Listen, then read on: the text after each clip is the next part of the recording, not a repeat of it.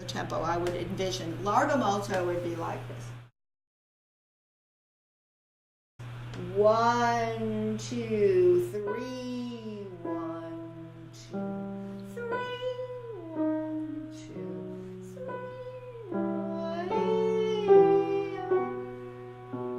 3, 1, 2, answer. That's what largo is.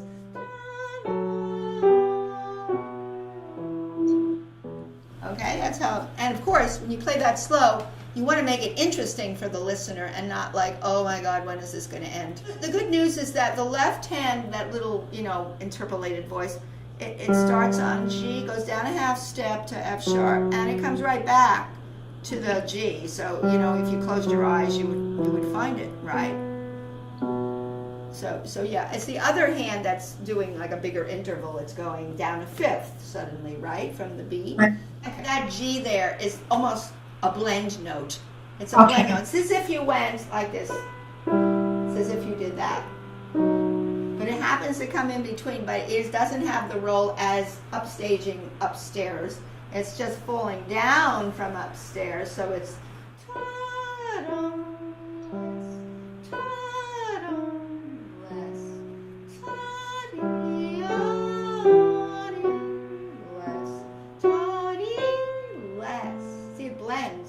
harmony. Then answered underneath, right? It does not upstage what's upstairs. Now it's easy for that to come popping out, isn't it? So subdue your left hand. Yeah, make them like they're blending underneath the melody as giving us extra harmony. Okay. Right? As if we were chording everything, but it gives us that filler a little bit, right, to the melody. Mm-hmm.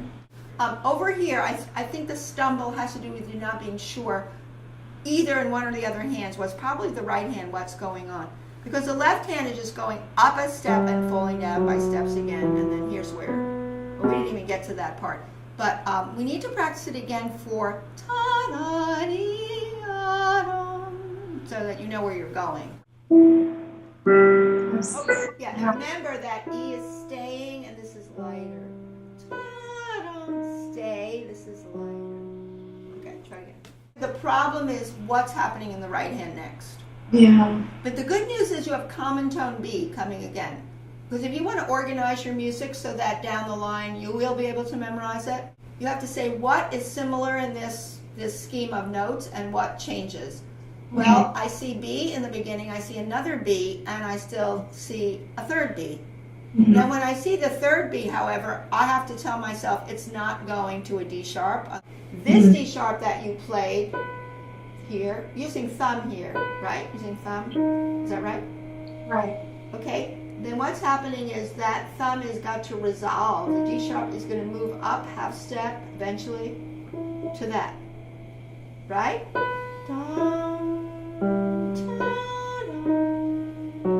So where's that D sharp want to go? It has to go back to the E. That's where it's pulling. Okay.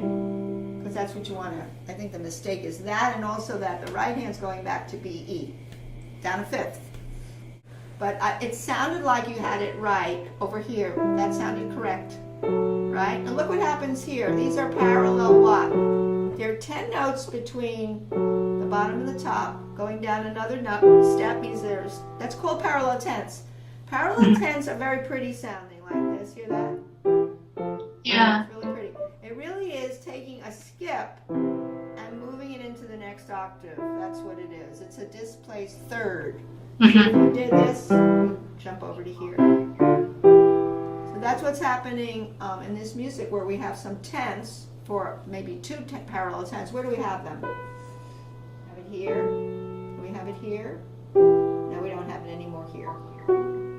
The fingers are moving in parallel motion. Mm-hmm. Over here, this is a sixth, but then it goes to a tenth. Right? This is a sixth. 6 notes here, but this is tenths. And then we just hear a fifth. But anyway, you're going down in steps. You should be aware this is in steps, and part of it in the left hand is paralleling the steps. But then you have to know that this is jumping up. And then this is a broken octave. Let's go over to here like this.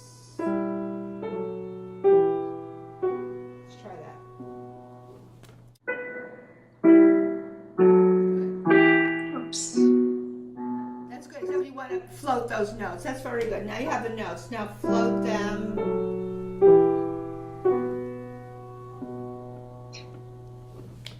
The B you just played fades off.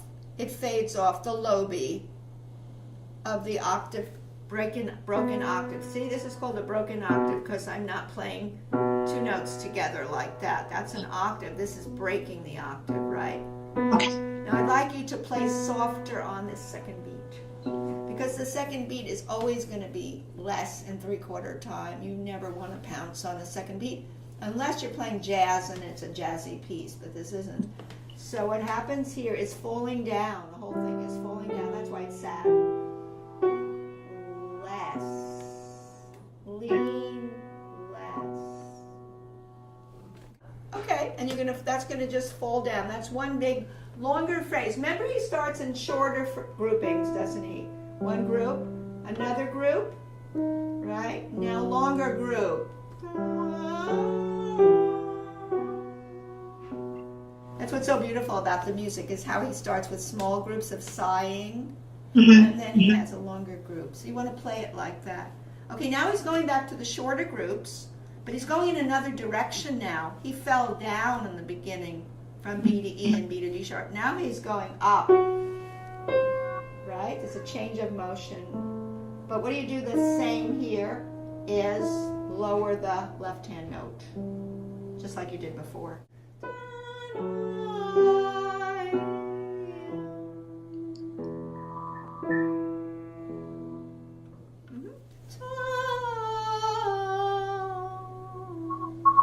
On a keyboard, I know that clunks a lot. So the hardest note is that thumb, because you are dissipating into a cadence, right? You're melting the phrase to the end of the phrase. So the thumb has to go forward with it a little. Let's see how I do it. Look what I do.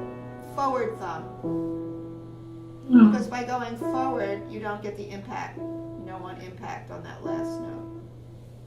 Because the last note was an F sharp, which would be almost a longer finger. The F sharp will be a longer finger. It's not going to be so curled at that point.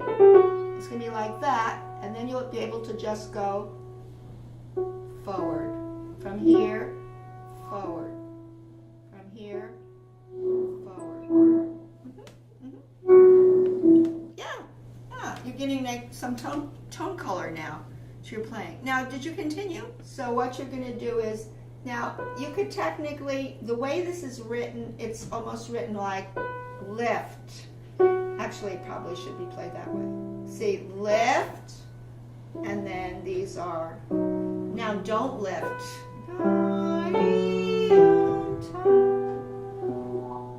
This should be separate, and then this should be slurred. Separate, slurred, now not separate. And lift, because that's how it's written actually. He didn't put a slur from the B over to measure 9, did he? No. It's a separate note, so you're going to have to lift your hand when you play the B and then slur F sharp E as you see it upstairs there in the footnote. Okay, so the B will be lifted like this, and then this is going to be going forward on the thumb. Lift, E going forward to 2. Yeah, using that fingering, right? That it's in the footnote. P, up, slur across, longer groupings of tiara. Pump, lean forward, answer. Bump, 2, 1, pump. And then this is the 8th note. Go straight down. The way he writes it is da-dum-bum. Just go straight down. Because I don't think I want that he cup. Just 5-finger position, right? Straight down.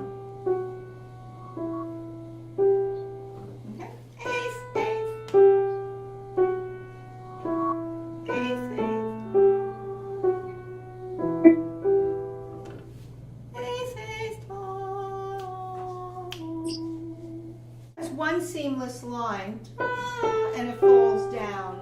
Because there's a what? A diminuendo and a getting slower. RAT means ritardando, getting slower, and diminuendo is that symbol there. So it's going to be really getting slower.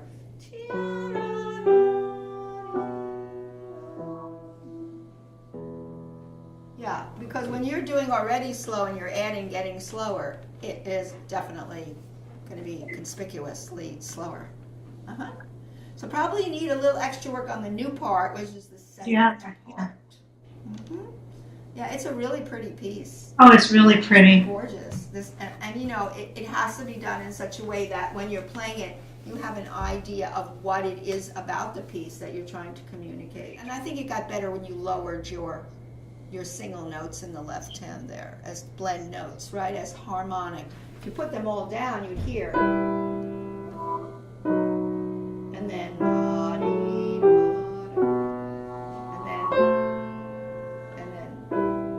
and then straight.